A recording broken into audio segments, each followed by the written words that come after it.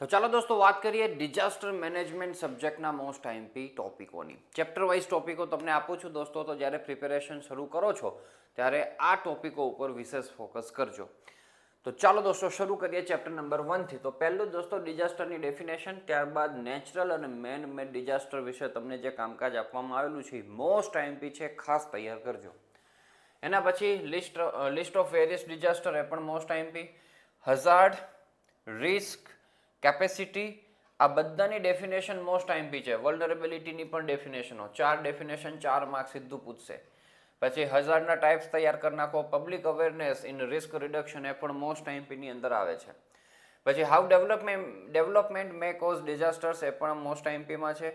Disaster management દોસ્તો, એના objectives અને એના સ્ટેજીસ ફેઝ તરીકે હમણાં ક્વેશ્ચન પૂછવામાં આવેલો છે. 3 સ્ટેજ દોસ્તો આપવામાં આવેલા છે, વ્યવસ્થિત તૈયાર કરી નાખે. Some major disasters in India, importance of the subject disaster management. હવે મેજર ડિઝાસ્ટર્સ ઇન ઇન્ડિયા દોસ્તો એનું એન્લિસ્ટ કરવાના હોય, કોઈ પણ એકાદું એક્સપ્લેન કરવાનું હોય, અને એમાંથી કયા લેસન આપણે દોસ્તો ભણ્યા છીએ. ઇન્ડિયા ભણ્યું છે, માણસો ભણ્યા છે, lesson learn from the disasters.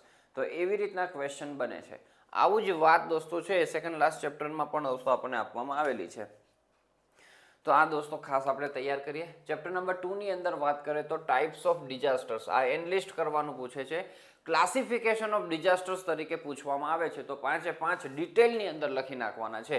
અહીંયા મેં 3 લખેલું, એ તો નામ આપીને તમને પૂછશે, બરાબર. બાકી આખું ક્લાસિફિકેશન પૂછે તો 5 વિશે દોસ્તો ડિટેલમાં લખવાનું થાય. ઇફેક્ટ ઓફ અર્થક્વેક મોસ્ટ આઈએમપીની અંદર આવશે.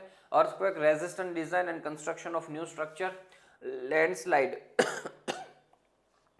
એના કોઝિસ, ટાઈપ્સ અને ઇફેક્ટ. એમાં જે લેન્ડસ્લાઇડના જે ટાઈપ્સ છે દોસ્તો, types A the most IMP છે. સુનામીની વાત કરીએ તો ડિફાઇન અને કોઝિસ એના તૈયાર કરી નાખવાના. એન્વાયરોમેન્ટલ ઇમ્પેક્ટ ઓફ માઇનિંગ. ફ્લડ દોસ્તો, એમાં એના ટાઈપ્સ આવે, કોઝિસ આવે. સાયક્લોન, એના સ્ટેજીસ ઓફ ફોર્મેશન. એપિડેમિક્સ વિશે શોર્ટ નોટ. ટેકનોલોજીકલ ડિઝાસ્ટર્સ દોસ્તો, આની અંદર જોજો ટાઈપ્સની અંદર એક ટેકનોલોજીકલ ડિઝાસ્ટર્સ છે, તો એ એનલિસ્ટ કરો અને કોઈ પણ એક એક્સપ્લેન કરો. એવી રીતના દોસ્તો આપણને પૂછાતું હોય છે, જેમાં કેમિકલ ને ન્યુક્લિયર ડિઝાસ્ટર્સ ને બધું આવે છે. ક્લાઇમેટ ચેન્જ અને ડિફિનેશન અને કોઝિસ દોસ્તો મોસ્ટ આઈએમપી છે. ક્લાઇમેટ ચેન્જનું બંને પેપરની અંદર દોસ્તો પૂછાયેલું છે લેટેસ્ટ, તો ખાસ આપણે તૈયાર કરીએ. બીજું દોસ્તો, આની અંદર છે ને ઘણા બધા આપણને છે એ ડિઝાસ્ટર્સ બધા આપવામાં આવેલા છે. હવે બધા તો એક્ઝામમાં પૂછાય નહીં, પરંતુ આપણને બધા વિશે બેઝિક ઇન્ફોર્મેશન તો ખબર જ હોય. પછી એ ડિઝાસ્ટરમાં શું કરવું જોઈએ, શું ના કરવું જોઈએ, શું આપણે છે ધ્યાન રાખવું જોઈએ, એ બધી વસ્તુઓ હોય જ આપણા દિમાગમાં. અને સ્નો એવેલેન્ચીસ થાય, પછી વાઇલ્ડ ફાયર થાય દોસ્તો. તો આ બધી વસ્તુઓ છે ને બીજી બધી વસ્તુઓ પણ. તો કદાચ એવું પૂછાય તો લખીને આવવાનું છે, બ્લેન્ક મૂકીને આવવાનું નથી એક્ઝામ પેપરમાં. આ વસ્તુ ધ્યાનમાં રાખજો. આ થિયરીવાળો સબ્જેક્ટ છે, બરાબર. રિગાર્ડિંગ સમથિંગ તમારે લખીને આવવાનું છે તે વિષય પર, તો તમારે માર્ક્સ મળવાના ચાન્સીસ રહેલા હોય છે. આ બાબત આપણે ધ્યાનમાં રાખીએ. પ્રેઝન્ટેશન નીટ અને ક્લીન કરવાનું એકદમ, તો ફૂલ ચાન્સીસ હોય છે દોસ્તો માર્ક્સ મળવાના. ડિઝાસ્ટર મેનેજમેન્ટ સાયકલ મોસ્ટ આઈએમપીમાં ટીક કરો. પેરાડાઇમ શિફ્ટ જે થયો છે દોસ્તો ડિઝાસ્ટર મેનેજમેન્ટનો ઇન્ડિયામાં, એ તૈયાર કરો.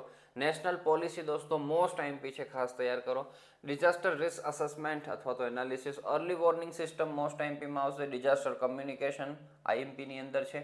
Emergency operation centre EOC, international decade for national disaster reduction, એ પણ મોસ્ટ આઈએમપીમાં.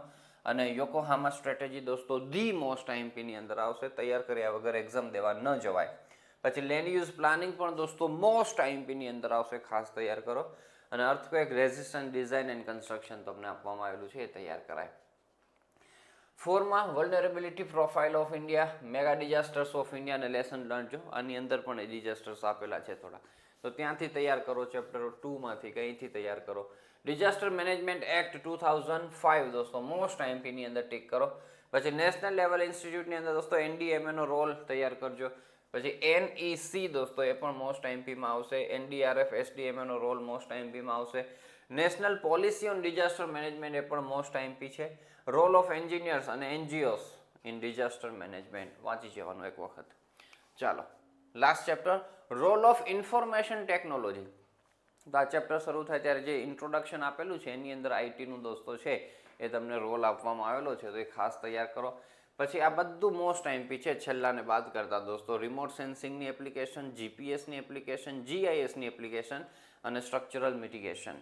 પછી આ શું છે દોસ્તો, સેફ્ટી અને ટ્રેનિંગ ઇન્સ્ટિટ્યૂટ છે ઇન્ડિયાની અંદર, એ એનલિસ્ટ કરતા આવડવી જોઈએ. બરાબર, તો આવી રીતના દોસ્તો આ મોસ્ટ આઈએમપી બધી કન્ટેન્ટ છે તો એ ખાસ તૈયાર કરી દેવાનું. તો આ સાથે તમારું કામકાજ પૂરું થાય છે. ફરી તમને વાત કરી દઉં, થિયોરિટિકલ સબ્જેક્ટ છે, પ્રેમથી લખીને આવવાનું છે. આમાંથી તો ઘણું બધું પૂછાશે જ.